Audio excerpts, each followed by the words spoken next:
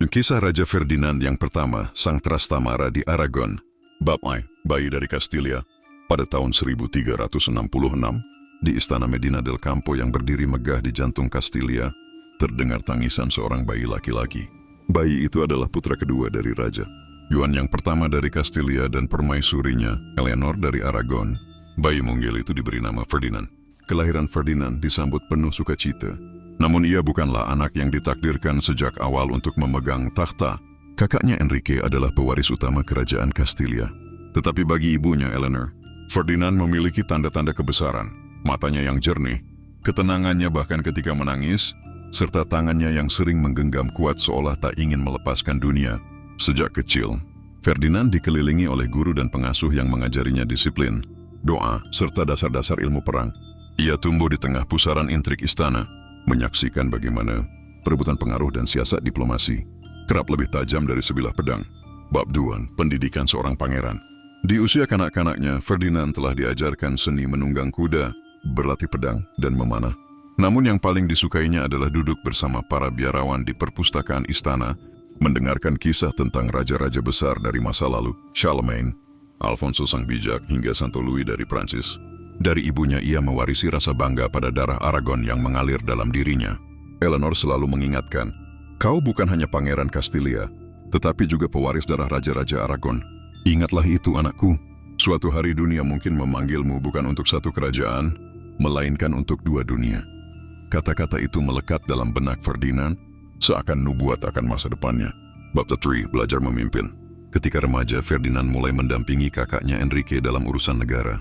Ia melihat bagaimana keputusan seorang raja bisa menentukan nasib ribuan orang. Dalam peperangan, ia merasakan bau mesiu dan darah, mendengar pekik ksatria dan tangis rakyat yang kehilangan.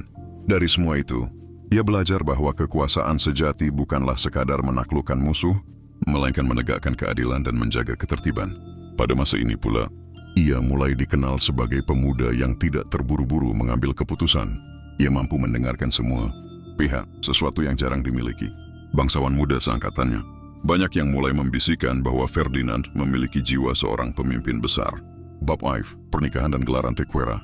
Ketika beranjak dewasa, Ferdinand menikah dengan Eleanor dari Albuquerque, seorang bangsawan yang kaya dan berpengaruh. Pernikahan itu bukan hanya ikatan cinta, tetapi juga strategi politik.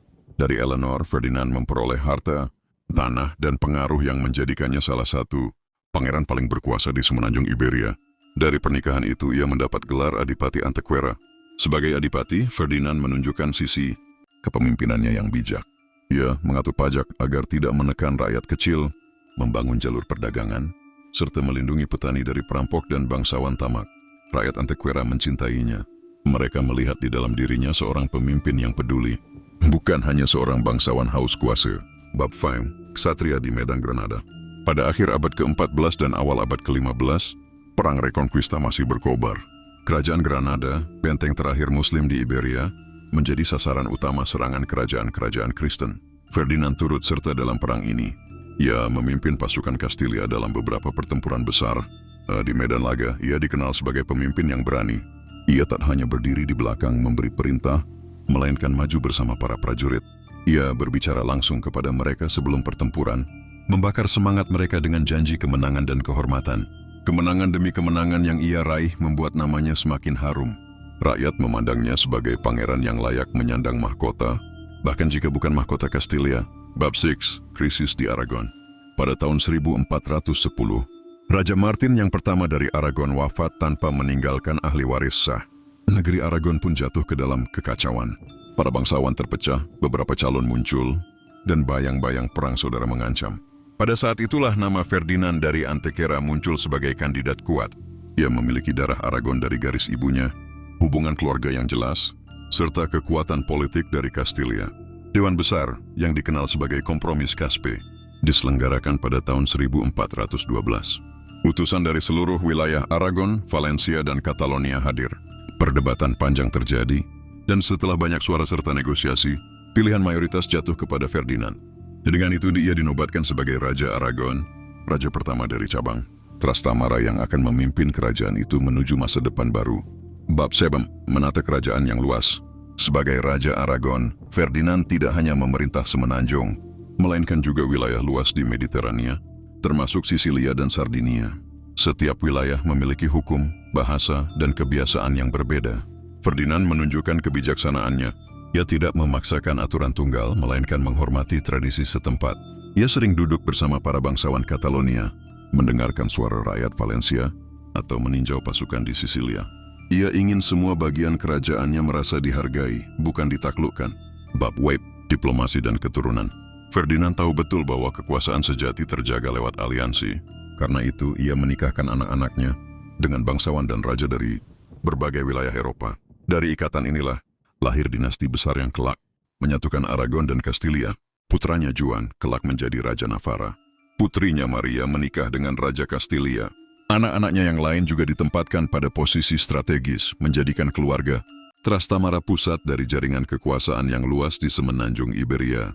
Dengan langkah ini, Ferdinand bukan hanya membangun masa kini, tetapi juga menanam fondasi bagi masa depan. Bab 6, hari-hari terakhir. Namun pemerintahan Ferdinand hanya berlangsung singkat. Pada tahun 1416, baru 4 tahun setelah ia menjadi raja, kesehatannya menurun. Ia wafat di Igualada, Catalonia, meninggalkan istri, anak-anak, dan sebuah dinasti baru. Usianya baru menginjak 30 tahun lebih sedikit. Meski singkat, masa pemerintahannya dikenang sebagai masa stabilitas setelah krisis besar. Ia menyelamatkan Aragon dari perpecahan dan menanam benih penyatuan. Spanyol di masa depan. Epilog warisan seorang raja.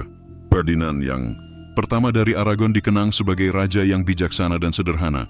Ia bukan penguasa lalim yang haus darah, melainkan seorang pemimpin yang mengutamakan rakyat, keluarganya, dan kestabilan kerajaannya.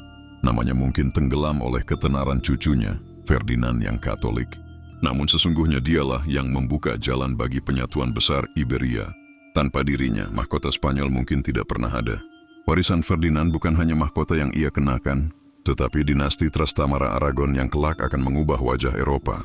Apa yang dilakukan Ferdinand sepanjang hidupnya? 1. Mengelola Antequera dengan bijak. Ia melindungi rakyat, membangun ekonomi, dan menegakkan hukum. 2. Berperang melawan Granada, ikut serta dalam Reconquista dan memenangkan pertempuran penting. 3. Menjadi tokoh kompromi Caspe, terpilih sebagai Raja Aragon pada tahun 1412. 4. Menyatukan wilayah Aragon yang terpecah, menjaga keseimbangan antara bangsawan kota dan gereja. 5. Menghormati tradisi setempat, tidak memaksakan hukum tunggal, tetapi menyesuaikan dengan tiap wilayah. 6. Membangun aliansi melalui pernikahan, menikahkan anak-anaknya dengan keluarga kerajaan Eropa. 7. Menjadi pendiri cabang Trastamara di Aragon, fondasi bagi dinasti yang berkuasa berabad-abad. 8. Menjamin stabilitas Aragon setelah krisis suksesi, mencegah perang saudara besar. 9. Mewujudkan diplomasi cerdas, menghubungkan Aragon, Kastilia, dan kerajaan-kerajaan lain di Iberia. 10. Meninggalkan warisan politik besar. Meski memerintah singkat, ia meletakkan dasar bagi lahirnya Spanyol modern.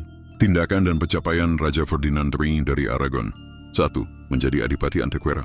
Melalui pernikahannya dengan Eleanor dari Albuquerque, ia memperoleh gelar dan wilayah Antequera, mengatur wilayahnya dengan bijak, menegakkan keadilan, melindungi rakyat, dan memperkuat ekonomi lokal.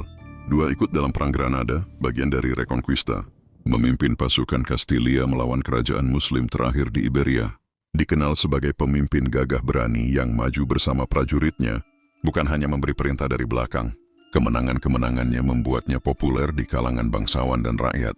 3. Dipilih sebagai Raja Aragon melalui kompromis Caspe. Setelah Raja Martin yang pertama wafat tanpa pewaris, ia menjadi kandidat kuat karena darah Aragon dari ibunya. Pada tahun 1412, ia terpilih dalam sidang kompromi besar sebagai Raja Aragon. Dengan itu, ia menjadi raja pertama dari cabang Trastamara di Aragon. 4. Menjaga stabilitas kerajaan Aragon.